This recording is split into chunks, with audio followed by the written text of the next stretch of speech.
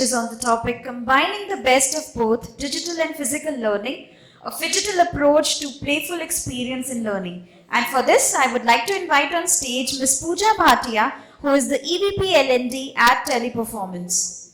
Giving a brief introduction, she carries an experience of around 19 plus years in various facets of human resources like diversity and inclusion, rewards and recognition, performance management, and employee engagement. She is a planner and executor with expertise in managing HR functions with a focus on achieving the company's mission and strategic direction. She is a leader with a flair of conceptualizing and implementing new initiatives, streamlining and managing operations with proactive planning, introducing new concepts, and with demonstrated abilities in motivating teams towards achieving organizational goals. With this, please welcome Ms. Puja with a huge round of applause. Thank you so much. And whenever I come to the podium, I think the D&I leader from inside comes out, and I say even our podiums needs to be a little more diversified for height of varied heights. So usually that's the case. So thank you so much, and I know it's the fag end of the day. And most of it, which I am supposed to cover, actually so many great insights have been covered, like in one sense or the other. But I will try and summarize some of the key aspects that I've heard of this. Now, when we talk about best of both the worlds, for the first question, as I'm sure L&D professionals, all of us have been asked, I think over the last 5-6 years, is what form of training is better, physical or digital? It's the same kind of question that I've been trying to avoid. There are two more questions like this which I have been trying to avoid. One is, which city is better, Mumbai or Delhi? The second question, which is even more dangerous, but on the similar lines, there's no right or wrong answers. That is between husband and wife, whose mother-in-law is better? And please note the word better I said, okay? So it's on the same lines. What is better? What is better, physical training or digital training? We say phygital, okay? It's a complicated word, and that's what we've learned. And I saw, this says learning and development, all the minds, most of them think alike. So we've seen this progress, and I would not even talk about it. It's evolution. Again, not diversified. That's a feedback from my team. But after this, if you see what has happened, till now the evolution has been linear, all right? Now what happens? There's a cycle. It's like moving into multi-facets, multi-directional. There is no linearity. And when human evolution is not linear, how can learning be linear? That's the whole thought process. So we have to think of ways what works. People are creative. People learn and do things different ways. And all the conversations that we've seen and heard since morning talk about that, individualizing the learning experience. It has been about that. But can we go ahead, individualize? Yes. Can we sustain? Yeah. We can try. Okay. I come from an organization where in India itself, there are 78,000 people. All right. So can I go ahead and individualize? No. I'll say it for myself. No, I can't go ahead and do that.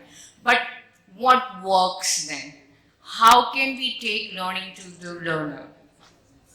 Now, when people go ahead and say, and I've kept the screen blank deliberately here, when people go ahead and say, learning needs to be individualized, and also millennials, we've heard so much about millennials. I'm sure some of you have kids, some of you have nieces and nephews. When I interact with them, they know a lot more than we do. Okay? They know a lot more. So they are learning. And think about it, how are they learning? What are their learning modes now? If we go back, they're learning both ways. Actually, they're learning, they have experiential, they have game-based, they have physical classroom trainings. Do they need lectures? Yes, they do. All right. Is the learning happening? Far more than what was happening. Think about, I'll say a young adult who is in 11th grade 10 years back and an 11th grader today, do you think we as parents, our parents used to be gods for us, because for everything question that we had, we used to go to them and they'll go ahead and find an answer. Even if that was an incorrect answer, we had no ways of finding it out. Now, every time they ask us, first thing, it's a troublesome question. The second thing that comes across is they would almost always contradict. No, but okay, let me prove it to you. They're cheeky enough to even tell you that. Let me prove that to you. So, why can't we go ahead and adapt that learning? The underline is, are they learning? Are they educated? Do they understand this? Definitely. Most definitely they do. It's not moving. Did I do something? Did I do something here?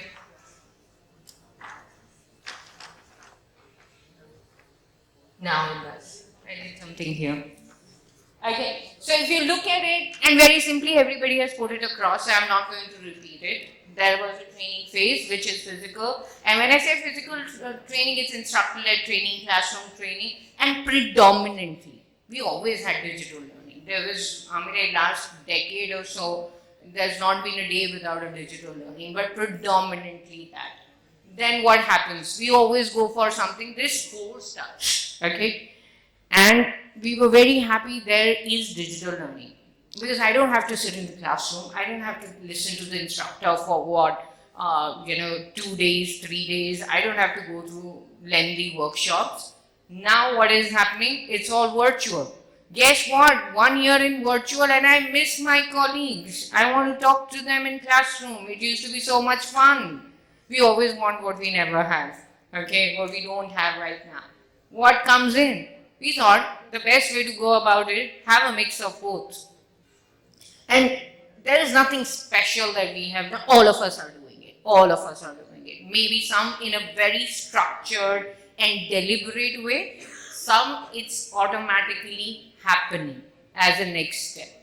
Now, when we look at it, what we obviously Phygital are, if you look at it right now, I think 90%, and the numbers will be proven later, right or wrong, if I remember, 90% of the trainings that we have in our organization right now are Phygital.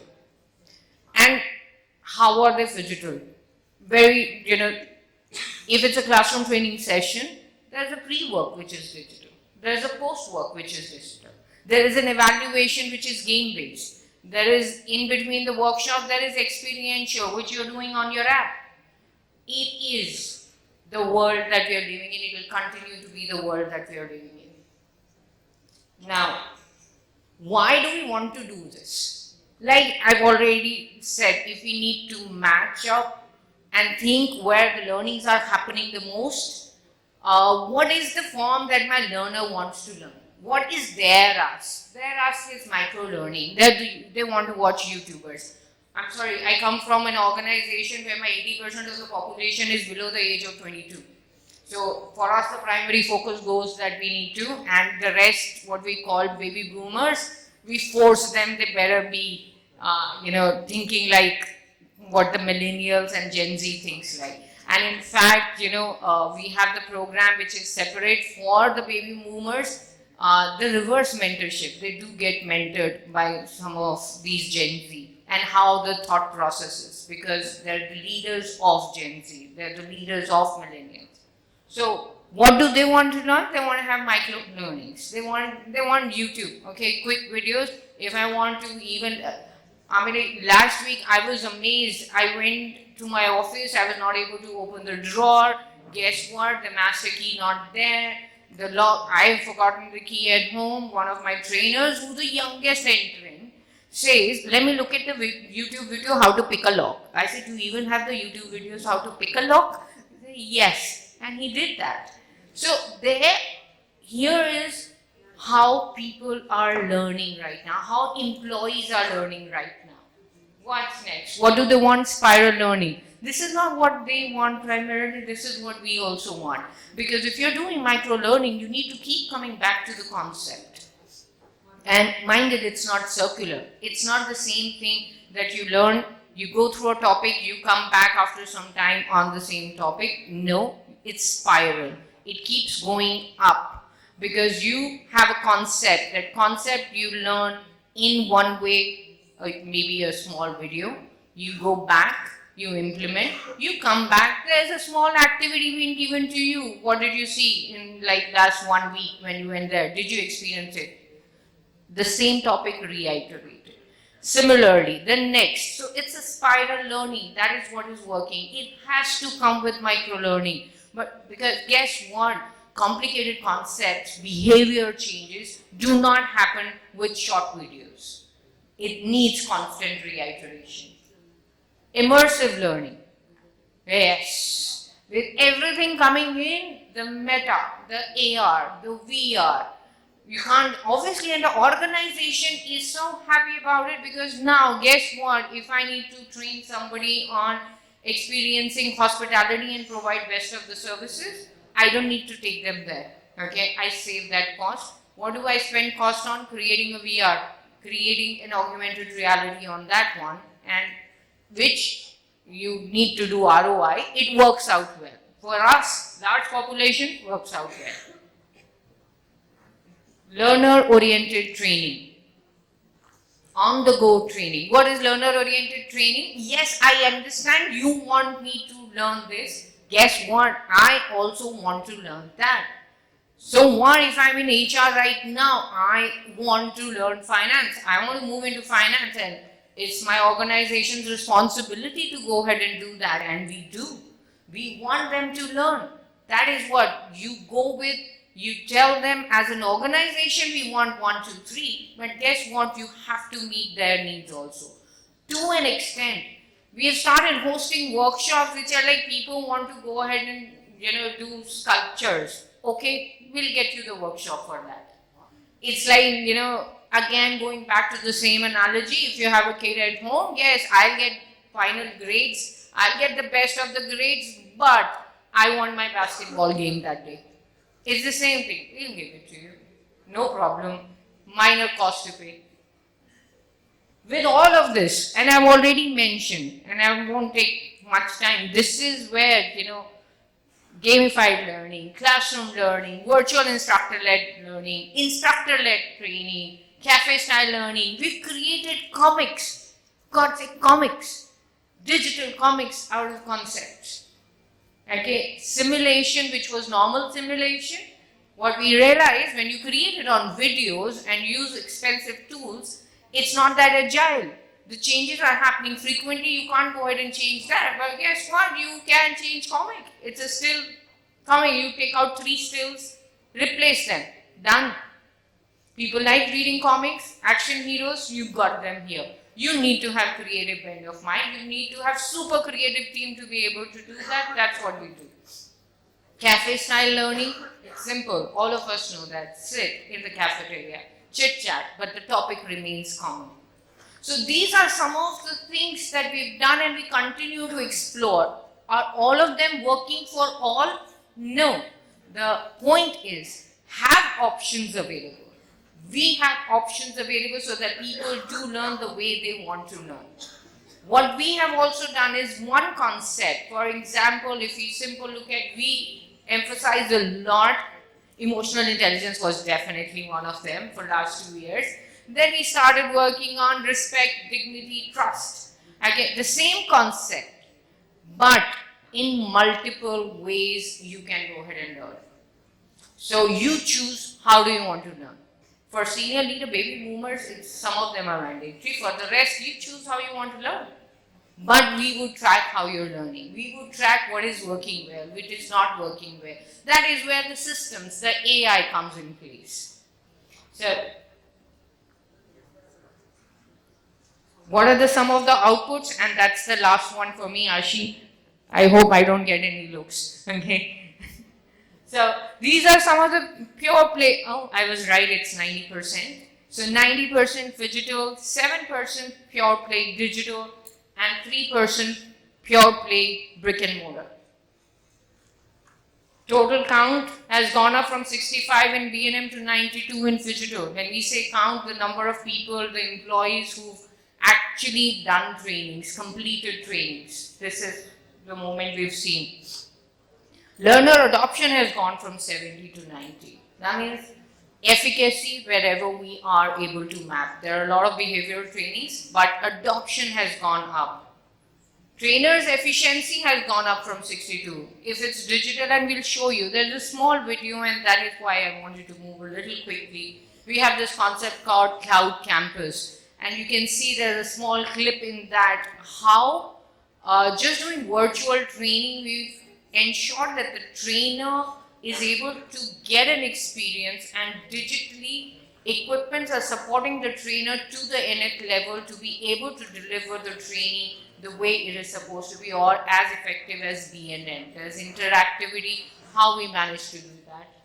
We created Cloud Campus small rooms for the trainers. We've given them, there are digital equipments that we started, there's whiteboard, digital whiteboard, there is screen, there are tabs that are given to them. So you'll see how we make that happen. Personalizing learning path available for 100% of the employee.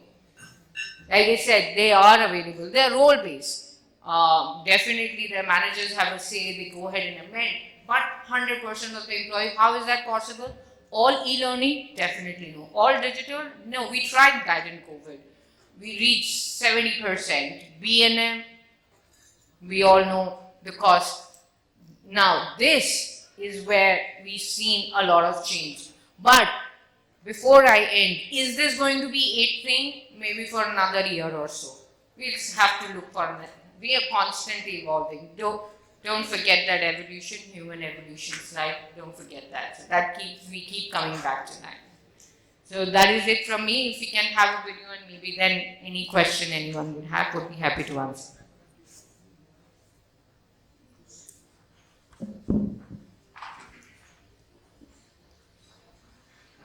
There's a sound.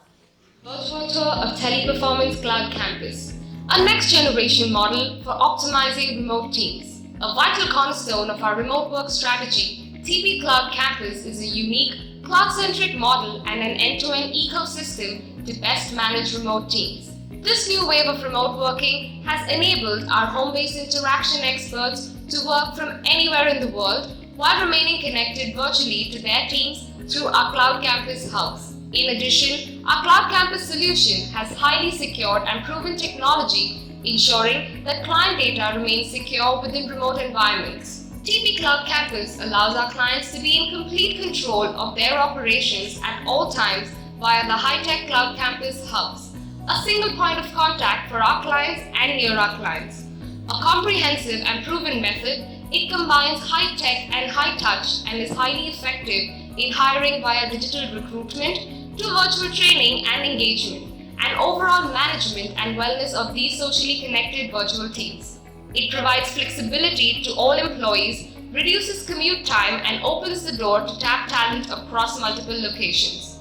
New hires are inducted and virtually trained via the high-tech training booths. The trainer uses a digital board to connect with the trainees via collaborative platforms that result in increased training efficiency and active participation and engagement. The TP Cloud Campus Boomerang workstations are ergonomically designed and ensure the required physical distancing while keeping the teams connected socially. Supervisors are able to effectively manage their remote teams and conduct effective one-on-one coaching sessions via video calls and collaboration tools. This keeps the entire team motivated, employees don't feel isolated, and receive all-round help and support while working remotely from their homes. The supervisors also receive regular coaching and training via our people-centric coaches on how to effectively manage remote teams. We have successfully launched our high-tech hubs in Gurgaon, Mohali, and Kolkata for top global and Indian brands. These centralized command centers keep remote agents connected and engaged. Team up with us in TP Cloud Campus and be a part of one of the fastest growing digital service companies in the world. Thank you. Thanks a lot. Do we have any questions for her?